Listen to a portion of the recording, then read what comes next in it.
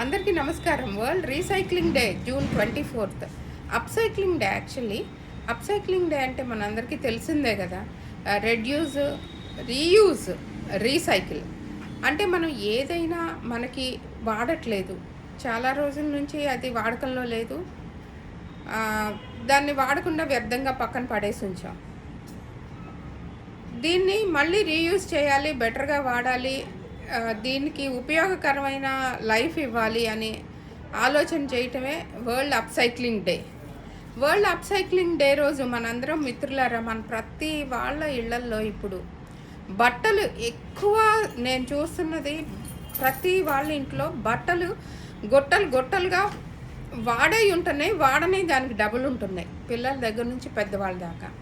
So అలాంటి మనం వాడకుండా ఉంచిన బట్టలు వరల్డ్ క్లాత్ బ్యాంక్ దగ్గరలో ఎక్కడుందో చూసుకొని దానికి ఇచ్చి, లేదా మన చుట్టుపక్కల ఎవరైనా మన బట్టలు వాళ్ళు వేసుకోగలుగుతారు, వాళ్ళకు ఉపయోగపడతాయి అనుకున్నప్పుడు వెంటనే ఇచ్చేసేయటం బెటర్.